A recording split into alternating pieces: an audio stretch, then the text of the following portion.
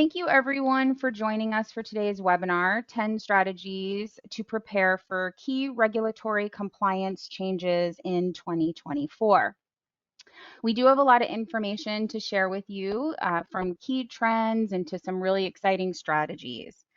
Today's webinar is brought to you by Athenian. We are an entity management software that is used by global teams. Our hosts today are Rosie Lopez Gross and Tina Grabusi. These ladies are Athenian's industry consultants for both our global operations customers as well as our fund operations customers. My name is Stephanie, and I will be moderating today's webinar. So before we get started, let's go through a couple of housekeeping items. Today's webinar is being recorded, and we will be sharing that recording with you via email. We will also be sharing the deck with you as well. We are going to keep the lines on mute to cut down on all of the background noise that happens during meetings. But with that being said, we do want to hear from you. So please share any questions or comments that you might have with us in the GoToWebinar chat box. At the end of today's webinar, we will leave time to address as many questions as we can. Any of the questions that we do not get to, we will be answering those over email. And then, of course, last but certainly not least, we are always looking for ways to improve. So following today's webinar, you will receive a brief survey. We would really appreciate it if you took the time to share any thoughts with us that you want to. All right, so as mentioned earlier, we do have a lot of content to get through today and so much information to share. But to summarize, here's what you can expect from today's webinar. We will be covering, what are the key factors that are driving change in compliance, along with sharing some key regulatory trends. And then we will dive into 10 strategies to help you prepare for these trends. And of course, as I mentioned, we're going to leave a lot of time at the end for some questions. All right, let's go ahead and get into the evolving landscape. I'm going to pass over to Rosie to kick us off. Thank you, Stephanie, and welcome everyone again. Thank you for joining us today. And so let's start by acknowledging that we're all doing business in an ever-evolving regulatory landscape, and where these regulatory changes are really not going anywhere. On the contrary, businesses are subject to more scrutiny, are required to operate more efficiently and transparently, and this is also in response to stronger regulatory enforcement. So we can all agree that organizations need to review, update, and implement new or existing strategies to remain compliant. So the approach of meeting the minimum compliance requirements is really no longer enough.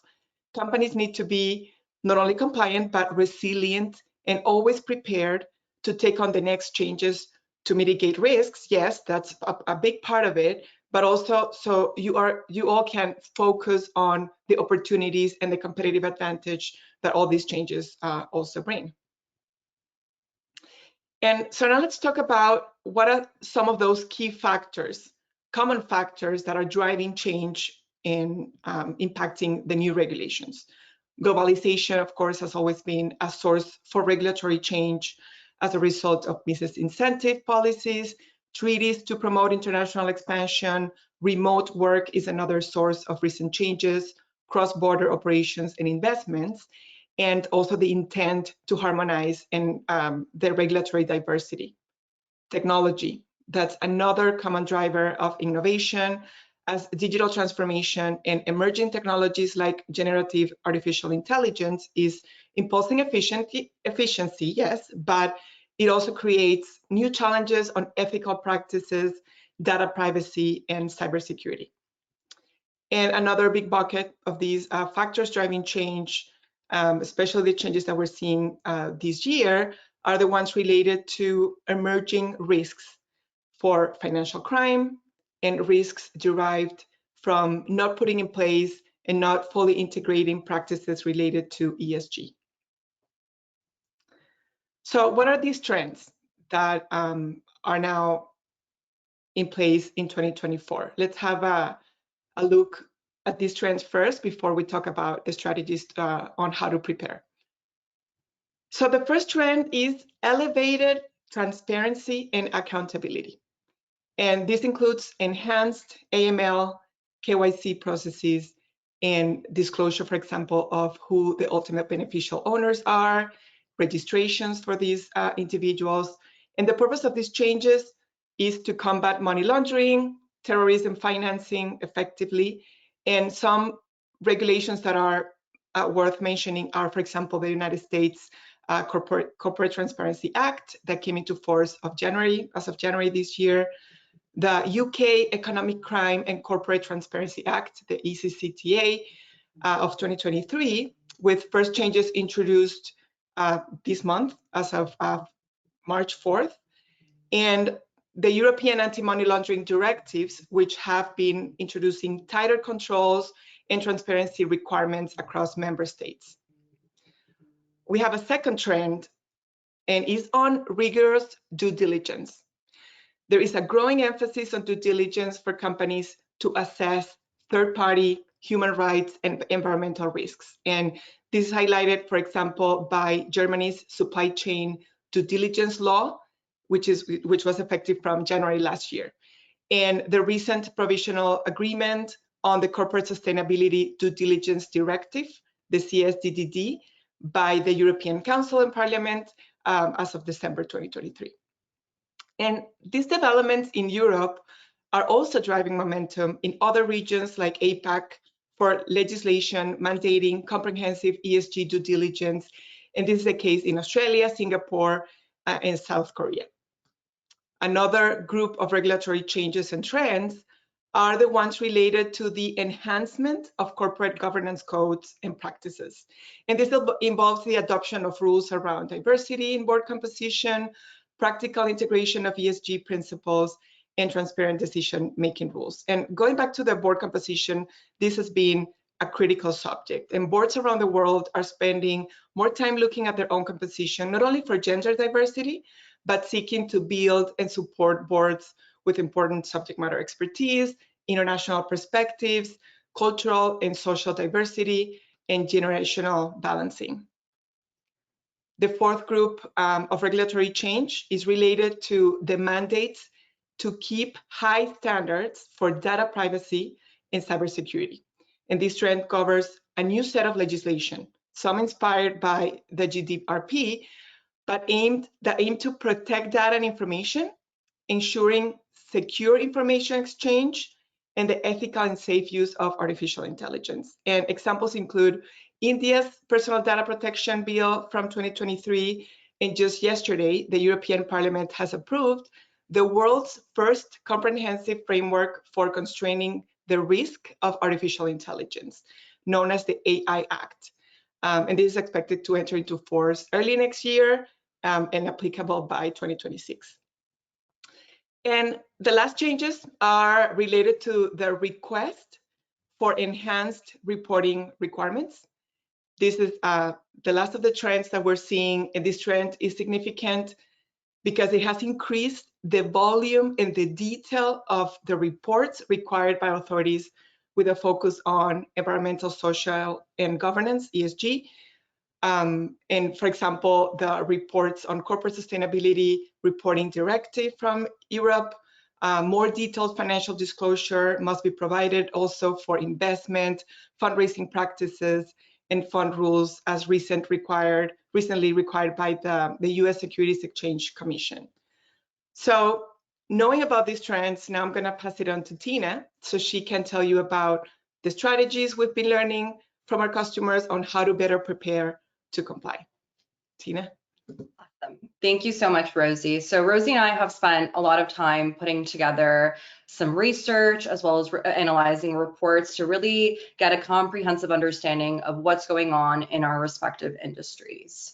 And it's allowed us to meet a lot of people that work in our industries, that work in similar capacities, and has brought some of you on the webinar today. So I'd love to hear a little bit from our audience in the chat. Based on some of the trends that Rosie had mentioned, what are some key ones that really stick out or resonate within your organization? So feel free to respond with a single word, a single trend. We'll let those roll in, but I'll get started with the very first strategy. So we're starting off very simple, anticipating regulatory changes by fostering industry relationships for continuous monitoring and learning. While the first strategy may seem very obvious, this strategy is about creating a very proactive process for yourself and for your team to most importantly identify, analyze, and stay ahead of upcoming regulatory changes. And I'm sure many of you can resonate with this. Nowadays, we're constantly bombarded with hundreds and thousands of pieces of information, and we really don't have the time to pay attention to everything. So we really have to become selective in the way that we do this. And some of the ways that I like to do this, and Rosie as well, is we usually start off our mornings with logging into Lexology. I have some filters set up based on some of the regulations and industries that I'm tracking, and I get notified whenever there's a new publication or any new updates or news on regulation. So it really allows me to be productive in the hour that I allocate to Lexology, and I find that this is a good way to start the enablement process within the organization. I also partner with meaningful educational organizations to stay relevant on industry trends, so attending panels and workshops and webinars like this one today. And it naturally brings us to people in our network that operate in the same industry. We share best practices and strategies and really start brainstorming on how we could address some of these regulations or how they really apply to our product as well. And we focus on establishing an internal and external network. Our company has recently started releasing monthly newsletters that are focused on fund operations and global operations. And we try to make regulations a little bit more digestible and fun by getting our different teams in Athenian to get excited about what's to come and really how to stay ahead. That brings us to our second strategy. Assessing the applicability, the impact, the consequences, and flexibility of new regulations. So instead of waiting to hear or to have these changes overcome your team when you're having tight deadlines or scrambling to get work done, we suggest that once new regulatory changes and trends are identified, that you really take the time to assess the applicability, the impact, as well as the consequences. And this gives you more space and more freedom and room to include flexibility for that compliance. And this is why we recommend this strategy. It can be achieved by bringing these changes to either your local in-house or external compliance teams for having that validation process, as well as seeking a second opinion or any other advice. And also we recommend bringing it to the attention of your network. So industry peers like Rosie and I, or other people in your network, as they will play a key role in answering how are they preparing to adapt and adopt to all these changes. So I'm going to flip it over to Rosie. Rosie, I'm thinking you share maybe an example around CTA or some things that have been happening in the US that you've seen with some of our customers in global ops. Yeah, I just wanted to share how we have witnessed this strategy helped numerous professionals last year to assess the applicability of CTA. Like you said, the US Corporate Transparency Act raised a lot of questions and caused confusion. So by reducing the noise out there and making sure you have relevant context and that you receive the most relevant information helps understand exactly what's the impact. And so we saw a lot of people in the industry attending and participating in conferences, webinars. There was a lot of thought leadership content around CTAs, so companies could really assess the impact on their corporate structure, identify what entities are impacted versus the entities that were exempted. And for global companies, for example, this means understanding the impact of these new regulation changes, not only at a global scale, but also at a local level. So let's not forget that when you're doing this assessment, make sure that you also assess the impact across all the different jurisdictions where your company has a presence. And having good relationships with your in-house or your external legal teams and support is also critical to understand the actual impact of these all new regulations that are coming up. Awesome. Thank you, Rosie. In respect to asset managers, if we flip it to the other vertical, they really have to spend the time to evaluate any new regulations and how they affect each fund and entity that they manage. So the importance is on having a system for tracking these regulatory developments, along with having that really open-minded, proactive approach to learning as well as monitoring on a regular basis. So an approach I like to take with some of my customers and something that we prescribe is recommending them to document this process in a diagram. It really gets things on a piece of paper, and our customers are able to share this with their other teams internally and really get that key stakeholder engagement, which we will talk about later on. But that does bring us to our third strategy. And as we're progressing, you'll notice that the complexity of these strategies does definitely increase. So establishing comprehensive due diligence processes that are required for change planning. Now, a natural next step in strategy is that before planning for any change, there is importance on conducting thorough due diligence that ensures that all aspects of these new regulations are understood, especially in the terms of risk and any other compliance requirements. And this is basically the breakdown of the new regulations and implications, so you can have all the elements that are needed for the plan to adapt and adopt these changes. So I'm currently working with our customers to fully understand the rules and regulations around fund transparency and preparing for the SEC's preferential treatment rule. Moving on to our fourth strategy, establish a robust change management process for effective planning, execution, and stakeholder engagement. So once a regulatory change is identified as impactful and applicable to your company, and you have all the details on what to expect, the next strategy is to implement a robust change management process. And oftentimes, this is inclusive of a RACI matrix. And this is used to clearly identify who or which team is, one, responsible, two, accountable, and who needs to be either third, consulted, and then fourth, informed for a more planned and organized rollout. So we're going to share a link in our chat right now, and this is a RACI matrix and a take home that you can have from today's webinar. It allows you to edit the different inputs, and we think that this is a great way to just kickstart the process as you really take control and take a more proactive approach with compliance. This approach really streamlines the adaptation to regulatory changes by really clearly defining the roles and responsibilities with all these various compliance activities. And a practical application for this strategy includes the use of technology to create various templates for change management workflows. And this allows for various customization and the creation of different tasks, so task assignment and even progress tracking. And having a very structured approach not only enhances transparency and accountability, but it also significantly improves the organization's ability and agility in responding to regulatory changes, thereby minimizing any disruption or worry to operations and really ensuring that bottom line of compliance. So once you have this good change management process in place, this can serve as a template or a guideline for any other future changes, not just regarding compliance.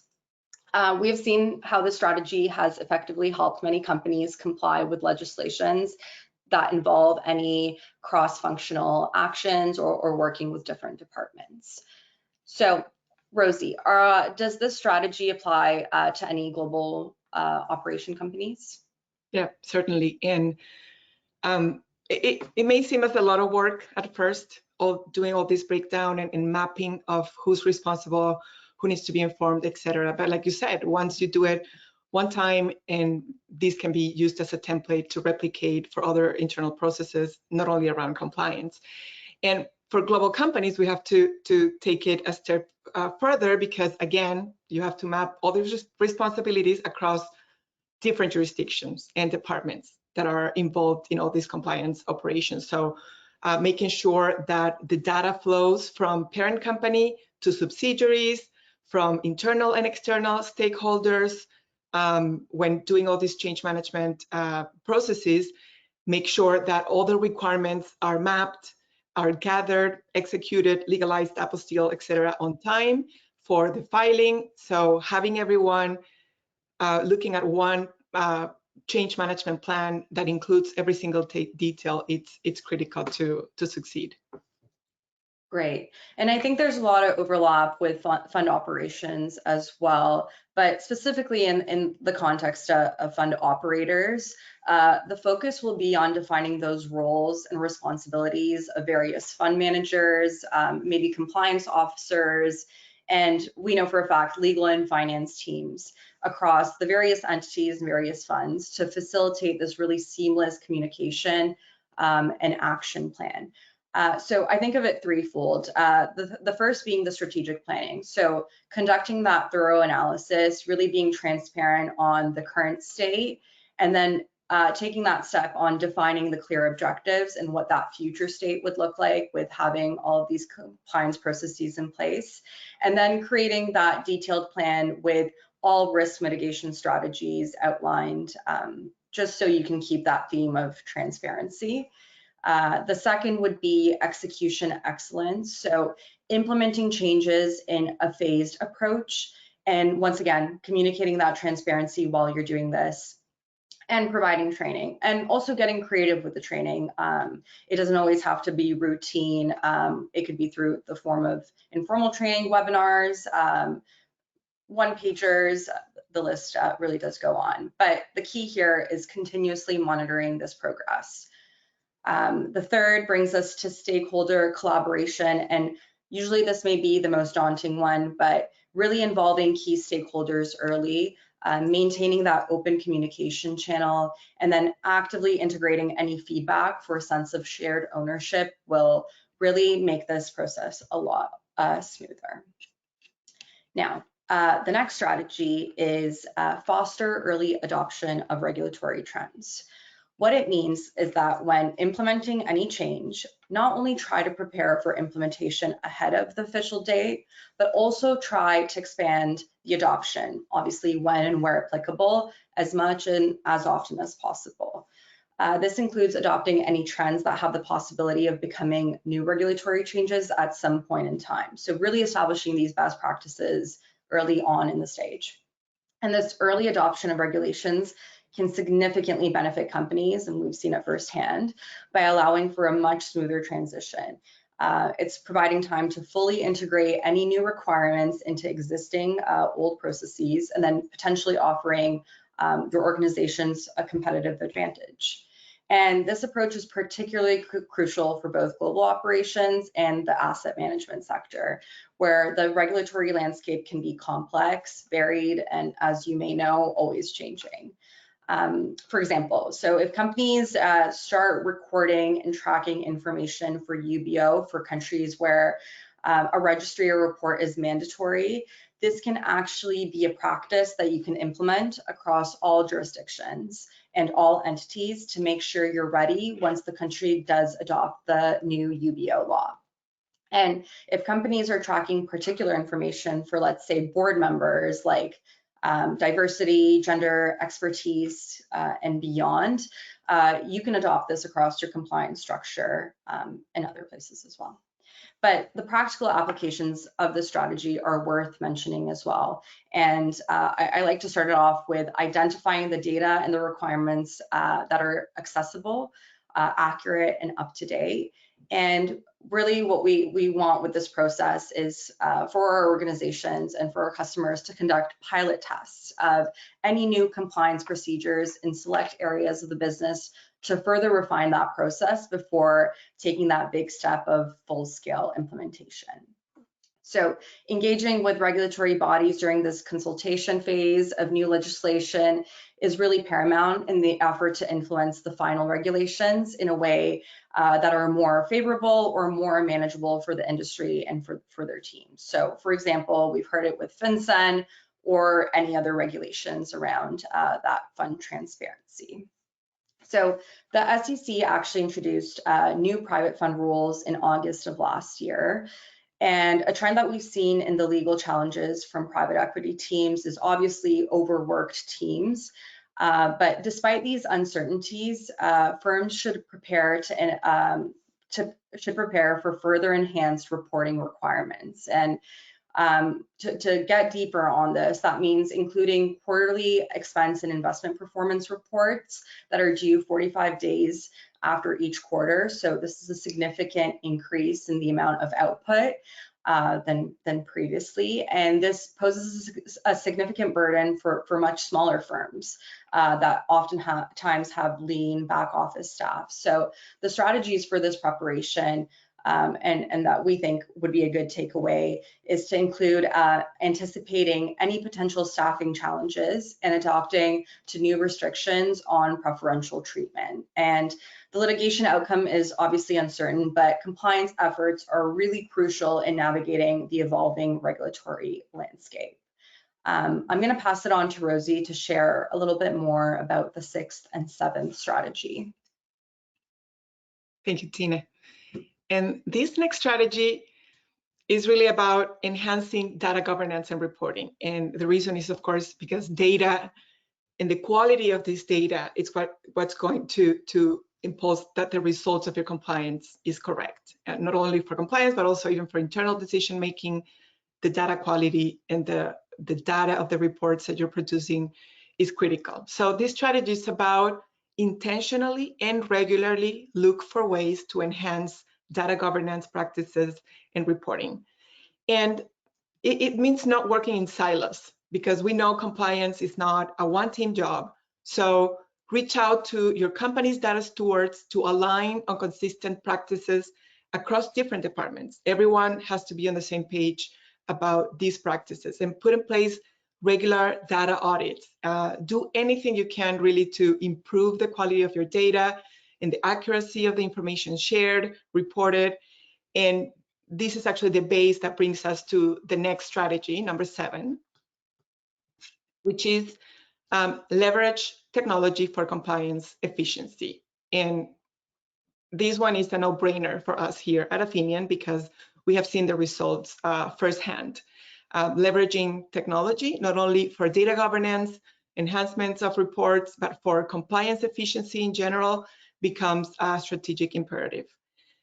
Because basically technology can help you create a single source of truth for data management, enhances reporting, and also helps with collaboration around shared tasks for compliance across different teams and stakeholders. So a good system for entities, data, and compliance can also serve as the hub for your compliance guidelines, policies, and change management workflows, so everything is in one place. So this is a system that can not only serve as information regarding your corporate structure, etc., but also people go here to understand what the steps by steps are, and also for all the change management planning information can be put in one place. And this strategy about leveraging technology extends beyond the adoption of new tools to include also the optimization and integration of existing technology. There's a lot of tools that you're currently using that you can look into ways about how to integrate them better, for example, with API capabilities and other ways to integrate it. But look at how can the technology that you are already using and paid for can help you with these strategies. And for example, in the context of global companies, they require technology that can scale and adapt to diverse regulatory environments across different business areas, departments, jurisdictions. And I just want to bring up one of our many successful cases from our customer, North River Midstream. They are an oil and gas company with global presence, and they shared with us recently that since adopting Athenian, they can provide fast and accurate information to corporate, commercial, regulatory, treasury. These are all different departments across the organization when they need them. And this is a case study that we're going to share with all of you. And Tina, do you have another successful case from the fund ops customers that you can share about this strategy? Sure, I can share a concept of how technology can help asset management firms in general, and then we do also have a good successful customer share story to share as well. But starting off, there's a lot of technology out there. There's a lot of legal technology and regulatory technology. But really what we recommend companies to focus on is on technology that offers visibility of corporate structure. and ownership, in addition to other different metrics and control over compliance tasks. But the key is to have this visibility across different funds and investments. And actually, one of our customers, Fengate, before they got Athenian on board, their deal teams were creating legal entities with multiple registered agents. So what this meant was that the information would never make it back to the legal team. So these audits that they had to do turned into chaos and penalties and unpaid invoices. And Fengate realized that they had to make a change. And now for Fengate, all of their relevant entity information lives on the platform, and they have a very simplified and established process in which entity requests come into the legal team. And not only are they saving a lot of time and creating a lot of efficiency in their organization to do higher value work, but they're also saving a lot of money in the process as well. And then additionally, the adoption of RegTech, so regulatory technology solutions, has become imperative.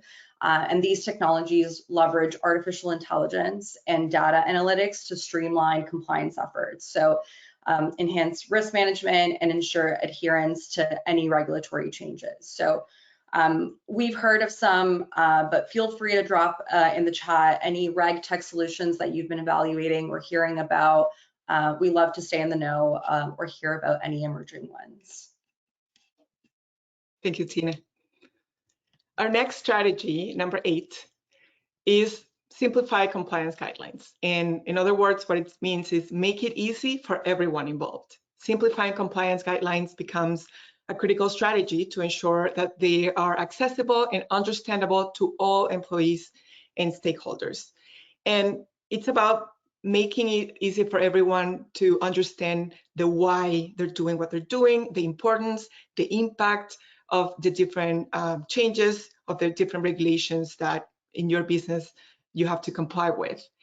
And this can be achieved by employing creative methods, like you said, Tina, before, not only for training, but also for communication and even for information around what steps to follow. So an example, a lot of us, I'm sure, watch these cartoons for cybersecurity education. So that's a good idea that it's out there on how companies are thinking outside of the box to share important information with employees. Creating interactive e-learning modules is actually more engaging than reading a 35-page policy on data privacy, for example.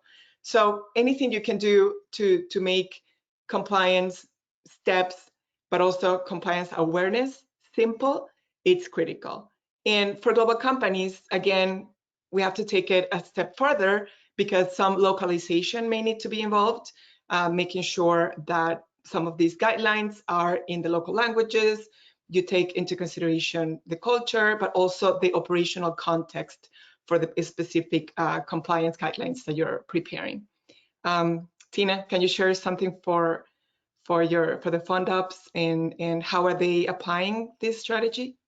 Yeah, for sure. So some asset management firms and then just fund ops in general, to keep it more inclusive, are dealing with a variety of funds and entities. And they really need to customize their compliance guidelines to really be unique to the operational context of their different teams. So that including finance, legal, and tax. And this tailored approach is particularly important in the light of the new financial regulations, one being the amendments to the Investment Advisors Act in the US, or even the Sustainable Finance Disclosure Regulation in the EU. I know you've touched on this in some of your trends, but this can also be seen with the SEC, which remains a central regulatory authority for VC and PE firms. So staying in the SEC's good graces means having a comprehensive understanding of Form ADV, a critical disclosure document.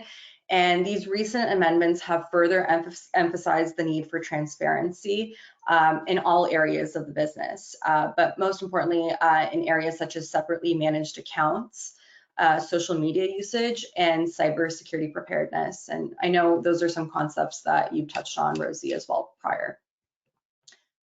Great. So with that, I think we can move on to our second last strategy, which is embracing transparency in compliance processes while also ensuring data security, as previously mentioned. So embracing transparency in compliance processes is really key, and we can't reinforce this enough, but while also ensuring the security of the data. And this in particular has emerged as a critical strategy for businesses across various sectors. And we're not only talking about global operations and funder operations, but just the business as a whole. And it's really about finding that sweet spot between openness and safeguarding that information. And this approach is crucial for gaining that trust from stakeholders and simplifying the complexities of managing compliance, which is ultimately a really big task. It requires a delicate balance. So one being openly communicating about compliance policies and updates while rigorously protecting PII, which our customers are able to do on the platform.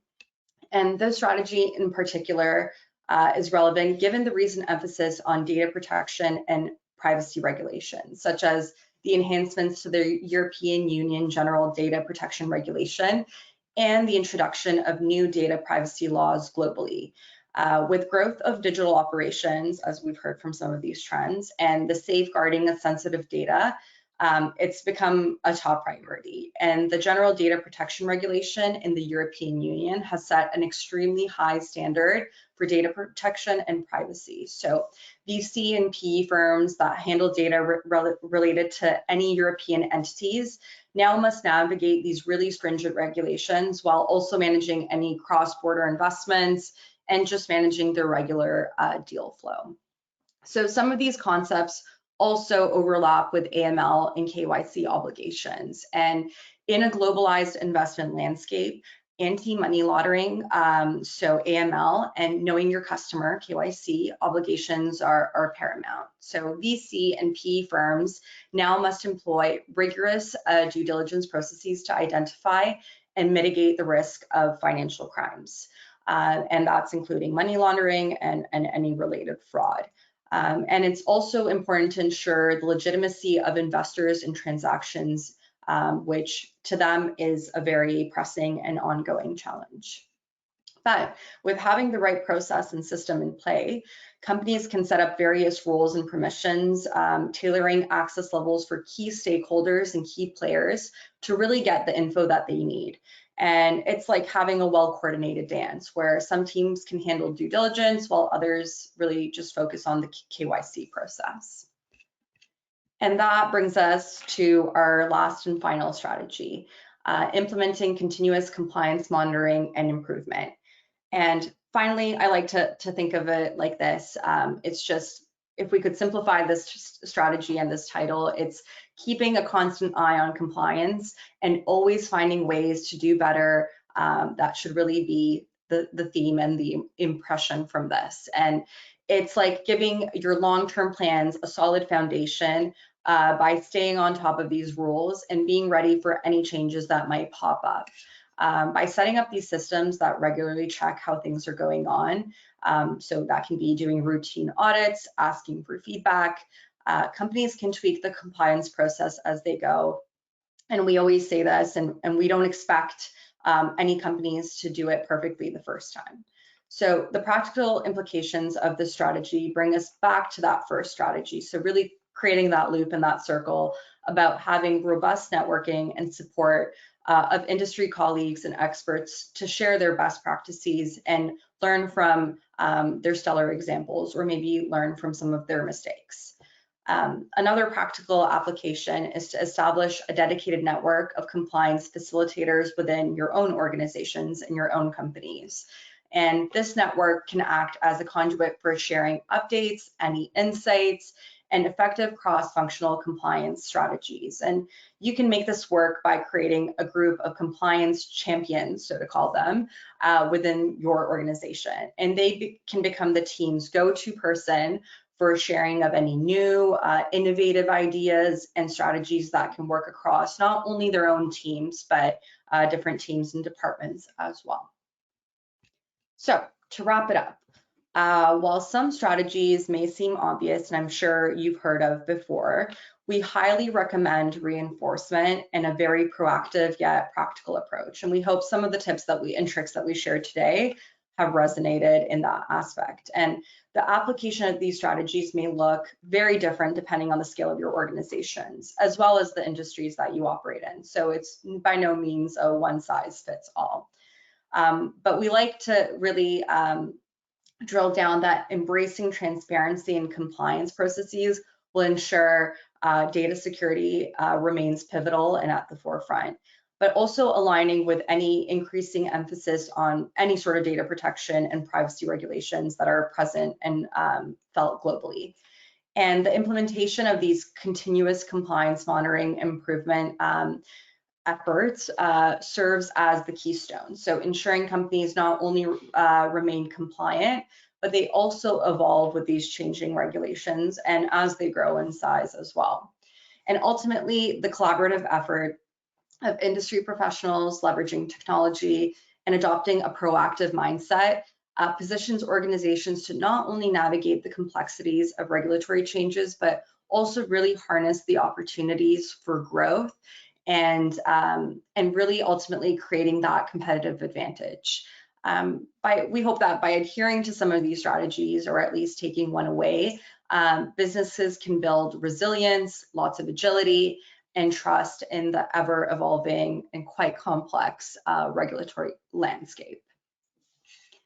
So on this slide, our data point, we have a data point that's related to the percentage of compliance teams trying to ease the burden associated with financial crime compliance. So that's inclusive of KYC, AML, and any fraud. And this is according to the Forrester True Cost of Financial Crime Compliance study that was done last year. And it's 80% of compliance departments reported that they were seeking opportunities to automate some of their activities in the next 3 years. So we think this really speaks highly of some of the trends that we've shared today, but it really relates to the strategies and the importance of the strategies that we discussed and that you'll have by the end of the webinar. So as industry consultants at Athenian, Rosie and I always try to take a very proactive approach and measures to facilitate this education and reinforcement of these strategies mentioned today. And we hope that with today's webinar, some of the tips and tricks that we shared will give you that confidence and enablement to become compliance champions in your respective organizations. And then I'll pass it on to Rosie to summarize our last and final 10 strategy wheel. Yeah, so as you see here, this is just a summary of all the strategies that we've touched today. Having these strategies in place, we have to understand it means changing behavior. And like Tina said, as consultants at Athenian, we make sure that people understand that yes, adopting new technology, looking into better ways to doing things is just one of these 10 strategies. So for achieving a mature, proactive, and smooth compliance system. So technology only without a structured strategy approach will not help your teams prepare better for compliance changes. So really we have to look at this as the full picture on everything that needs to be put in place to succeed and have your company resilient, ready, prepared for all these changes like I said at the beginning, are not going anyway, but are increasing. With that, should we get around to some of the questions? So I see one here, Rosie, on my end. I'll start off by asking, how can companies strike a balance between compliance requirements and maintaining operational agility? That's a great question because, like I said at the beginning, putting this in place seems like a lot of work, but we know it pays off. And maybe at the beginning, it will require more time. So make sure you work on these in parallel.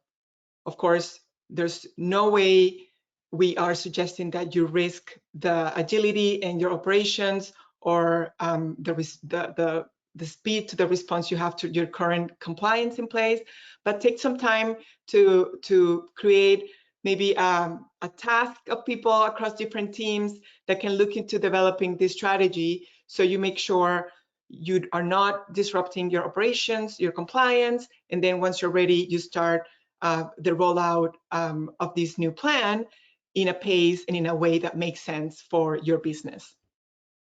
Awesome. And I think I'll just quickly highlight from, I think this relates to fund ops as well, but I think implementing flexible compliance frameworks in general and focusing on that flexibility is integral, and then integrating compliance considerations into any operational efficiencies and processes is really critical, and the right approach to take. I think we have some time. Maybe let's get into 2 more questions. Rosie, I guess we'll do it this way. You can respond first. How can ChatGPT or similar tools be used to enhance compliance efforts within an organization, and maybe more specifically in global ops? This is a great question, of course, because ChatGPT, it's out there for everyone to use. It's a great tool when used safely and responsibly. And you can certainly use it to enhance compliance. I wouldn't use it to validate information about compliance. ChatGPT is not up to date. ChatGPT comes up with some crazy information. So, but in terms of putting your plan and strategies in place, you can use ChatGPT to help you outline some of the strategies, break down some of the tasks, help you with a RASI matrix, help you populate some of these more detailed information, even for localization efforts for different jurisdictions. But of course, as these new technology develops, and we see that happening every day, every hour, we can leverage and benefit from its use, but make sure that your company puts in place a very simple guideline on how to safely use ChatGPT. Make sure you're not inputting there any confidential information, not using names, not even use your company's name, but use it for a more strategic support for generic information. Absolutely. I agree with that. And I think the emphasis and some of the trends that we've heard from some of the events that we've attended is that there is a lot of awareness around ChatGPT and how insecure it is and how vital it is to not feed the bot any relevant company information, including any names, details, monetary amounts as well. So really just using it as a guide and maybe as a framework to automate some of those processes and steps that you would take in your day-to-day, but never really to, fully automate any compliance checks, rely on that, or analyze any huge, large data sets to check for any regulatory violations, or to provide any real-time guidance to employees. I think we really do want to enable legal teams and people using not only Athenium, but any technology to become critical thinkers, and only rely on AI, I guess we can umbrella term it, and ChatGPT to maybe automate some of the tasks that are time consuming and don't contain extremely sensitive information. And Tina, like I said before, Europe is leading the way in this sense in terms of actually looking into making regulations for artificial intelligence, and they've announced that this should be ready next year for applicability to start our enforcement in 2026. So this means we can keep eyes on this regulation from now, prepare for it, and create strategies around complying and having a use of artificial intelligence that makes sense and that makes our work easier, because that's what we all want. Absolutely, absolutely. So there's a few questions in the chat, and not to worry, we're going to get around to everyone after this webinar. We'll be responding over email, but I think we can take one more final question, Rosie. And I picked this one. I like this one. So in light of recent global events, how are compliance priorities and strategies evolving? And maybe what have you seen with your customers? Some things that maybe are worth sharing. Sure. Yeah. I mean, these recent global events are the ones that are shaping the trends for the regulations, starting with the pandemic. Remote work boomed after the pandemic. And so a lot of regulation around remote work, employment law around employment, remote work is a result of this huge global event that was the pandemic. But also recently with the war in Ukraine, between Ukraine and Russia, that has also impulsed the scrutiny in a lot of the legislations around avoiding or preventing financial crime. Yeah.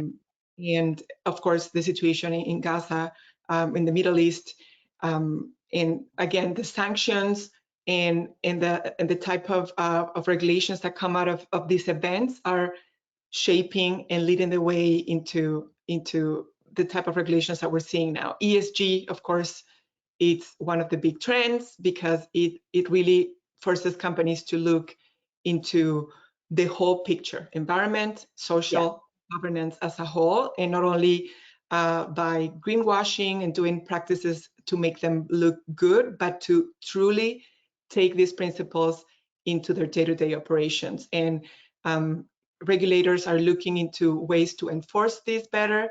And so, yeah, this is how these global events are shaping the present and also the future for regulatory environment.